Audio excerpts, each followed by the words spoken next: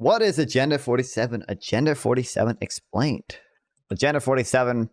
I've read. I haven't watched all the videos, but I've read the proposals for it. It's not obviously it's not unhinged as Project 2025, which I know Trump has no direct involvement in. But most of the things are still pretty bad and don't really make much sense. In the future, I will make a video, like a pre-recorded video. I plan to call it Trump's contradictory economic policy, to go over a few things in Agenda 47 that sort of like outright contradict each other. For example, I explained earlier. Yeah, Project 25, boogeyman fraud, true. For example, I explained earlier why the U.S. Bringing back American manufacturing and the U.S. reserve currency are somewhat contradictory positions. So let's find out. Have you heard about Agenda 47? Hey, it's Dan Zimmerman and welcome back to Illustrate to Educate. In this video, we'll look at a brief overview and 7 specific areas of Agenda 47. First, what is it? You realize it was written by people, localists. You realize it was written by people like in Trump's former cabinet, right? And like, literally the like founder, or sorry, not the founder of the Heritage Foundation, like the leader of the Heritage Foundation literally said, oh, you know, Trump's only saying he has nothing to do with it because he has to make a political consideration, but he's on board. You also realize that Trump enacted, like the Republican Party's always been close with the Heritage Foundation. Trump enacted 64% of the Heritage Foundation's proposed policies in its first term. So like, and then there was also that leaked video. We begin today's show with a new undercover video. This video. 2 undercover reporters posing as donors are about to meet one of the key architects of Project 2025, the radical plan for Trump's second term, in a hotel suite rigged with hidden cameras. Nice to meet you. Would you like a coffee or something? I'd love coffee, yeah. Like, bro, try harder.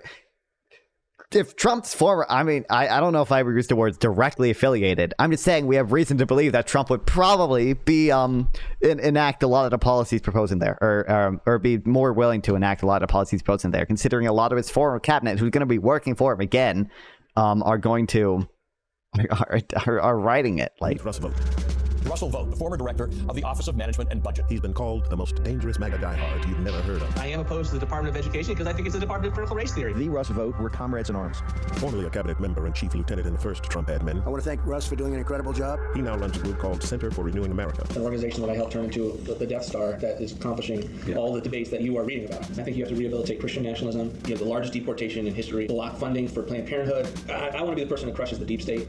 Vogt is one of the key authors of the blueprint for a second Trump administration. Project 2025. It's an ambitious 920-page blueprint. Like eliminating the Department of Education, the mass firings of civil servants, banning access to the abortion pill, and further restricting abortion rights. In recent weeks, the plans have become so controversial that Trump has been forced to distance himself. They're sort of the opposite of the radical left, okay? You have the radical left and you have the radical right, and they come up with this, I don't know what the hell it is, it's Project 25. Are you ready? I know nothing about Project 25. I haven't seen the document. I don't intend to really see the document. But behind closed doors, Vogt tells us not to take Trump's disavowal seriously. I expect you to hear 10 more times from the rally the president, distancing himself from the left's boogeyman of Project 2025. Yeah. And you're not worried about that? I'm not worried about it. Okay. He's running against the brand. He is not running against any people. Okay.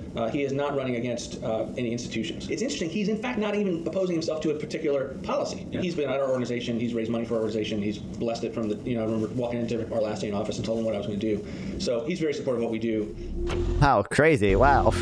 Our investigation into Project 2025 began 2 weeks before the meeting with Vogt at a conference for religious nationalists in D.C. The truth is, Christian nationalism is not. Yeah, obviously, I don't think Trump has actually read Project 2025 because he's a fucking retard and he probably can't read. But I think there's obviously concerns that some of the policy within Project 2025 would be enacted when the person who fucking wrote it is saying, Trump's on board with it. And a lot of the people who wrote it have worked for Trump previously and will be working for him again. I think there's obviously a valid concern there. Agenda 47? Agenda 47 outlines Donald Trump's policy plans for his 2024 presidential campaign, presented through a series of videos on his campaign's website. These proposals aim to appeal to Republican primary voters. The plans include expanding presidential power, mass deportations, the death penalty for drug dealers, and using the National Guard in high-crime liberal cities. Additional proposals involve constructing freedom cities, investing in flying Just some cars, random incredible retard though. That's a fucking. He worked for Trump. You just saw the clip of him of Trump saying that he's great. And he's presumably going to work for Trump again. So I would not call that a random retard, no. Or constitutional amendments. In Agenda 47, Trump promises to make the U.S. energy independent again by developing Even though we're already energy independent. oil, natural gas, and other affordable energy sources, including nuclear and clean coal. He plans to cancel Biden's energy regulations, modernize the electric grid, and ensure America has the lowest energy costs among industrial nations. Trump's goal is to attract manufacturing back to the U.S. by providing cheap and reliable energy, boosting the economy, and creating jobs. We already, I mean, the future of cheap energy is in solar and wind, and so we should probably continue subsidizing those if we really want cheap energy. That's what the future of cheap energy is. Solar and I think wind maybe as well. It's already cheaper than coal right now. So Donald Trump's Agenda 47 criticizes the previous administration for excessive spending, causing inflation and economic hardship. Trump proposes reining in this spending by reinstating the president's historical impoundment power, which allows the president to refuse unnecessary funds provided by Congress. He argues this will cut federal waste, reduce taxes. I mean, Trump did quite a bit of deficit spending as well. I mean, most of the deficit spending Trump did was, I mean, good. I don't think the tax cuts were good. The tax cuts were bad. They did not lead to economic growth. They did not really lead to increased wages for workers, at least not significantly. Yeah, he didn't really do anything to reduce the deficit. Stop inflation and slash the deficit. I think he did 2 stimulus bills. Biden only did 1, although obviously Biden's stimulus bill probably on the margin led to more inflation than Trump. Trump promises not to cut national defense, Medicare, or Social Security. Instead, use savings from other areas to strengthen these programs. He also aims to challenge the Impoundment Control Act of 1974 in court, asserting this policy will eliminate the deep state, warmongers, and globalists, promoting growth and freedom. Donald Trump aims to restore America's boldness and significantly improve the standard of living. He proposes using a small portion of federally owned land to build freedom cities, promoting home ownership and the American dream. Trump envisions leading the air mobility revolution. Feel like Kamala's policies on promoting home ownership are probably better, considering Trump does not like. Trump is not very YIMBY. Trump is explicitly anti-YIMBY, and Kamala is YIMBY. I think the YIMBYism from Kamala probably promotes home ownership quite a bit more. Vertical takeoff and landing vehicles, boosting and Kamala's fucking down payment assistance as well. So. And connecting rural areas. His strategic national manufacturing initiative will revive forgotten communities by reducing reliance on imports. He plans to lower living. This is Freedom Cities are cool as F. I don't know if they're gonna promote homeownership, but I guess I understand why you like to see your fucking dumbass localist. Anyway, Trump's absolutely not gonna do that. He failed to do that during his first term. The only thing he did was tariffs, and the tariffs didn't do shit. They only lost U.S. jobs and raised prices for consumers. Yeah, free trade is good. We should not be doing tariffs, except in like extreme national security circumstances. Free trade is base and awesome.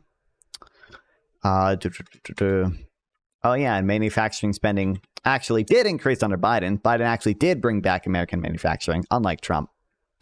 We can look at all these graphs showing employment and manufacturing industries and spending in manufacturing, which all went up significantly under Biden, whereas they stayed completely flat under Trump. Costs, particularly for new cars and homes, and introduce baby bonuses to encourage a new baby boom. Donald Trump's Agenda 47 criticizes the previous administration for the current state of the U.S. military, citing ammunition shortages and low recruitment rates. Trump claims Biden's actions, such as sending cluster bombs to Ukraine and calling up reserve forces, indicate severe resource depletion and compromised national security. He argues that under his administration, the military was strong and deterrent, ensuring peace through strength, whereas now the U.S. is weakened and humiliated. I don't know if they're really any Trump stronger. Plans to restore military strength, end the conflict in Eastern Europe. He's not like entirely wrong about like the ammunition shortage stuff here, but like that's where we're investing to fix that. The U.S. did have a lot of problems with not being able to produce nearly as many shells or ammunition as we used to be able to. Biden has actually addressed that, started to address it at least. So, that's good, but demand European reimbursement for U.S. aid to Ukraine.